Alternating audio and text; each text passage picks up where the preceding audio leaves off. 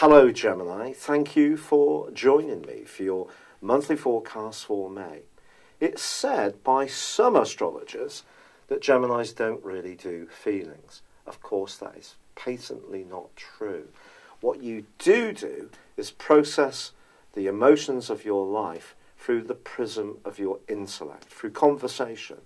You listen to other people, you'll get lots of different sparkling stimuli, and you'll computate all of it. It's not your fault that you get on so well with so many different people. But because you're a mutable sign, there can be a bit of a tendency, I think, to perhaps sometimes laugh things off or push things to one side and move on to the next bright and engaging subject or person. Now, this is a month when you're really being given a fabulous opportunity to engage with your more private, sensitive and caring side. And the new moon, which occurs at the heart of this month, is also going to be feeding into Venus. Now, why is Venus so important to you? Well, through to the 19th of this month, it's going to be with you in your zodiac sign. So it's going to attract a lot of goodness to you, potentially romantic if you're single. And if that does happen, on the back of this particular new moon, the semi-sextile that's forged between this and Venus suggests that something that you're working on quietly, reflectively, in the background, discreet conversations, maybe doing some research, can start to shape up brilliantly from that point on, and you'll start to get the results for the following month. Now, Mercury, your ruler, of course, had been going backwards, and it now, on the 4th of this month, reaches the point where the retrograde began. This is known as coming out of shadow. If there have been any delays around a future hope or expectation, someone within your friendship circle has seemed a bit out of being in contact, or something that was important to you has not gone forwards in the way you want, I think what can happen from then is that you can feel there is a change, but I still think that you might want to peruse things. Just let your senses process any kind of big emotion or decision that you're wanting to make. So you may be quieter, nothing wrong with that at all. Or maybe you're more orientated towards very sincere and caring people. That's another big possibility this month. But Mercury then moves on the 14th into this private sector too. Now the Sun is actually going to say au revoir and move into your sign for the first time in 11 months on the 21st. And that's a really welcome change because your physical vitality, your verve and enthusiasm for life really will be rekindled. But I want you to see this month as a month of possibility because Uranus, the planet of surprises, also arrives mid-month on the 16th into this 12th house of secrets, of contemplation, of philosophy, of spirituality, even of standard religion, if that's what you're interested in. And Uranus is about renewal, it's about fresh ideas, but it's also about freedom, and it's a restless, on-edge influence. And through to the 5th of November, you may find that something comes up in your thinking, or you learn new ideas, which are quite radically different from something you've been open to before, and there could be a big shift in that period of time, which may surprise you, but it will be exciting. Now, this is going to be a foretaste, because next March 2019, Uranus is going to move into this area for a much longer sojourn.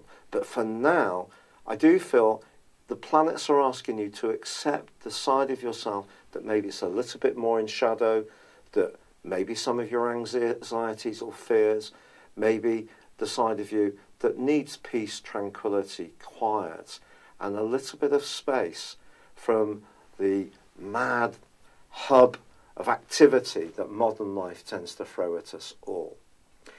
But however, once the Sun moves into your sign, we are talking about a new cycle of renewal. And Mercury, your ruler, comes back into your sign on the 30th as well. So you're really going to start to feel that you're moving back into your power as this month draws to a close. You're coming out of this more reflective phase. You're feeling more active, more engaged, more outgoing, more like a classical Gemini person would be. But there's another big influence that's threaded all through this month. It goes from the 7th through to the 26th. And it's an influence which concerns two planets, and one will make you smile a bit, and that is Uranus. But the first stage of this square with Mars goes from the 7th through to the 15th. Then Mars relocates into your sister air sign of Aquarius, which is brilliant for you around travel, exploration, philosophy, widening your horizons, being more adventurous, being a bit more daring and gung-ho in general. But it is still squaring up to Uranus, which of course has then moved into Taurus. So the first phase of this square is going to be similar to what you were experiencing for some of April. And Mars, of course, is a planet which is very much about instant desire. It's about gratification. It's about our ego state, if you like, and it's in a very lusty location in the 8th house, whether that's lusty for money, lusty for intimacy. But it's square with Uranus can make us rather impatient to get what we want. And there could be someone in your friendship circle, if you're single, who you strongly fancy, but whether they're really right for you or not is hard to know. Only you could say that. But there could be a more impulsive side of your nature that comes out around your decision making, especially around finance, from the 7th through to the 15th. But then from the 16th through to the 26th, that 10-day period, with Mars now in that more adventurous zone and Uranus in a very sensitive location, there could be the potential for you to react to events rather than be proactive. Now, this is entirely up to you. The planets don't make us do anything. They only provide a backdrop of energy. If we're extremely settled and content and tranquil in our lives, the planets will affect us so much less. If there's something actively changing in your situation, I feel that issues that are maybe laying buried deep within you, maybe as long as for years, could burst to the surface from the 16th through to the 26th. But see this as an opportunity to clear the air. There's also a quarter moon, which involves Aquarius this month as well, and that's going to have a similar impact on you. Something that maybe in the past you would turn the other cheek to or not really engage with can suddenly take on a much greater energy. But I think once you do get to grips with the sun moving into your sign on the 21st, you're really going to get on the front foot. There is a full moon which is going to angle up to Saturn, which is more complex. This forges what's known as a quincunx, and this is going to occur in your opposite sign. And I just think, just be aware that the quincunx between the sun in your sign and also Saturn in the sign of Capricorn, it's just asking you that if you're initiating anything where you need to be an individual, but also cooperate with someone else closely, it's just finding the rules and the terms of reference that you can both work from comfortably. So it's just a hint of being cautious about resources, not getting carried away with them, which of course Saturn is going to be asking you to do. It's going to be asking you to be very careful with your resources long term over the next couple of years. But you can also be absolutely brilliant and inspired and much more entrepreneurial.